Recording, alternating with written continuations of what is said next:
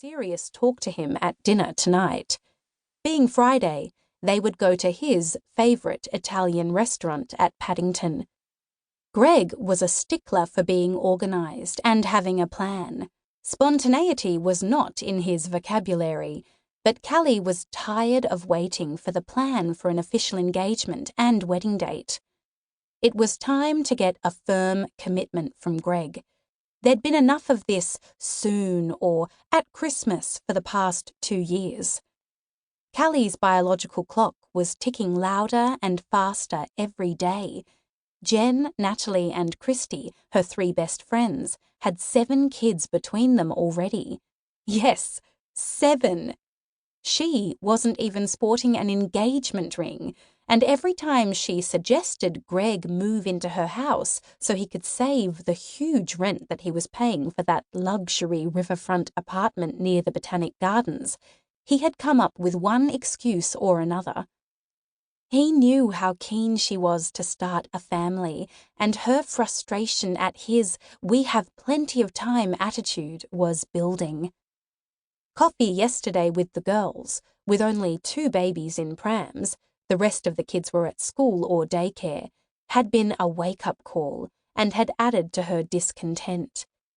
Her best and long-time friend, Jen, had leaned forward over her soy latte and picked up Callie's newly manicured hand. "God, Cal, I'd almost give away one of my kids for a manicure like that. Love that red." Jen held up her neatly trimmed and unpainted nails. "I haven't had time for a manicure for 3 years. Getting married at 30 plus means there's still money for manicures and eating out. Love the matching lipstick too." Nat's eyes had narrowed as she'd stared at Callie. "Maybe Callista's the one with the right idea." Christy had shaken her head. "You're just trying to make her feel better, Nat. I've been wondering how long until we hear a wedding date. I need to lose 5 kilos. "I'm waiting to see the ring that lives up to the manicure," Jen chipped in. "Hey, you 3. Callie waved a hand in front of 3 tired but happy faces.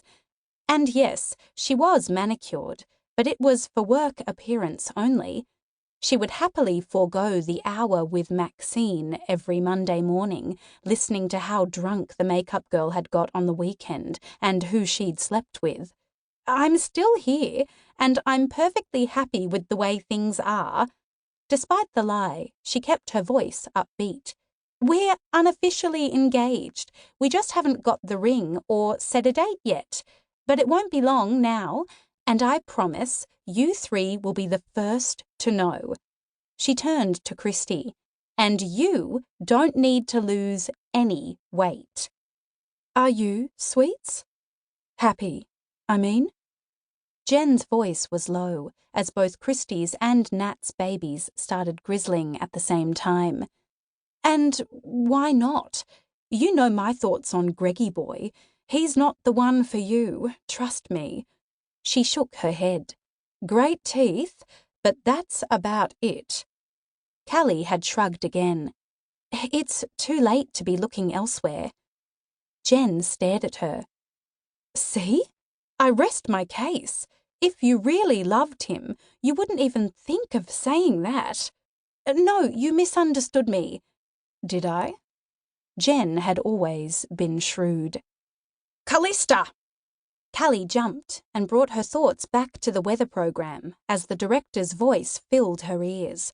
"For God's sake, Callista, stop daydreaming. 10 seconds and you're on. Camera 1, Jack, ready to swing in. Sweep from Greg after the ad.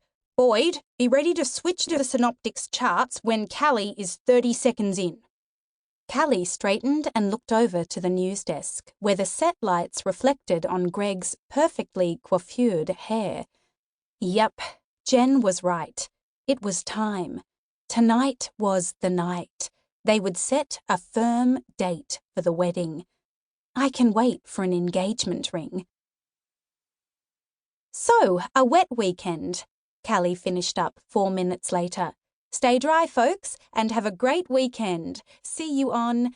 Her words were interrupted by Rowan swearing loudly and static. To keep listening to this audiobook, I've left you a link in the description so you can do it, at no cost thanks to Audible's 30-day free trial.